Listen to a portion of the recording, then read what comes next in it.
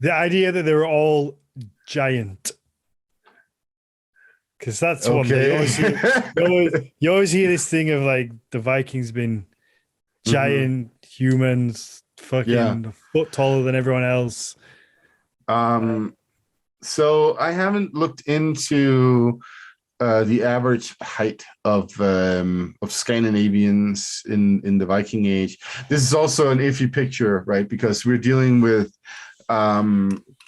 we're dealing with the with a certain amount of graves that we've found when we try to calculate that, and it can be kind of difficult to.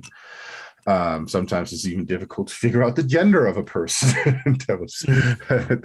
that was buried.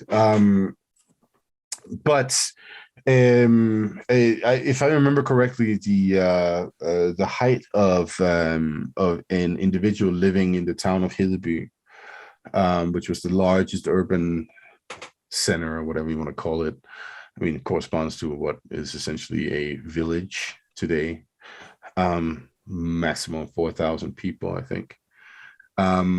If you look at the people there, if I remember correctly, we're dealing with people who are like 155 to 167 centimeters in height.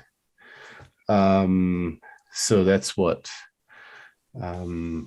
Quickly, what's It's the like five, could, 5 foot, 5'6" or 7", maybe something like that? ish. I'm Maybe going even off of less like than where that. snowboards fit on Right. me.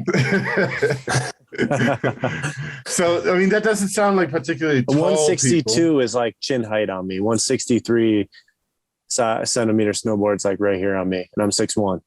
Mm, So gonna yeah. be less than that. Yeah. Yeah, Alyssa is throwing in here that 5'8" to 5'9" for men, which is shorter than today, but slightly above average at the time.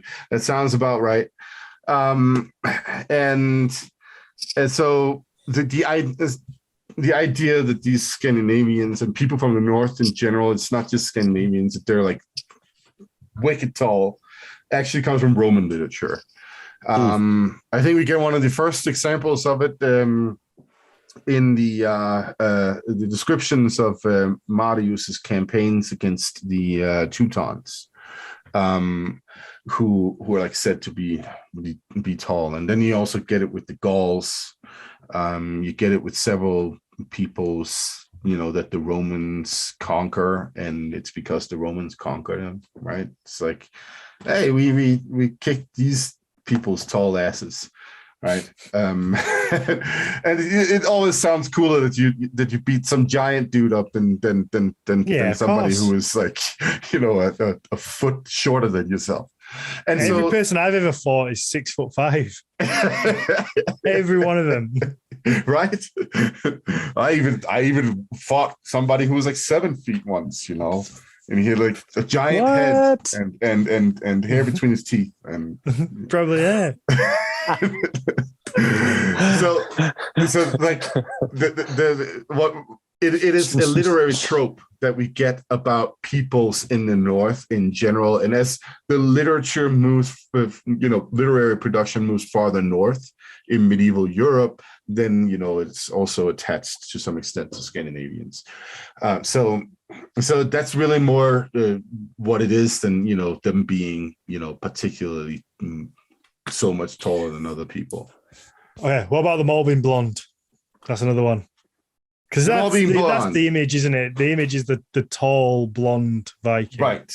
Last year there was was that last year? I think it was last year. There was a pretty considerable genetic study that was done on graves, Viking age, but also dating all the way back to the Bronze Age. So that would be, the span of nearly 3,000 years, to see exactly what kind of genetics they were carrying, what was their hair color, for instance. And it looks like Scandinavians are generally blonde from the Bronze Age and until the Viking Age. But then in the Viking Age, they start getting darker, their hair color and such. and that is because it is in the Viking Age that that there is a considerable. I mean, there's always been some, mingling of European populations and Scandinavians having children with somebody from the south and vice versa. But in the Viking Age, you have a considerable amount of Scandinavians finding their partner outside of Scandinavia. And that's when you see the introduction of darker features. So it actually looks like the average Viking was more, like brown hair kind of than anything else. So like a mucky blonde, mousy blonde. A mucky blonde, yeah. It's what we call, pate hair color in Danish. Leopoldstyle. So. Kind of what I have, actually. What we're also seeing from this study is that it is, for instance, in the Danish archipelago, is the eastern Swedish area, and some coastal regions of Norway where people, get darker hair. So that, also corresponds with the fact that those are the locations that are mostly in connection with places outside of Scandinavia. Whereas we go to the inland, for a long time, they maintain more lighter hair features and that kind of stuff. There you go. Yep. Okay. So my family's from inland Sweden. That's why I got the dirty blonde. The dirty blonde. Yes. Yeah.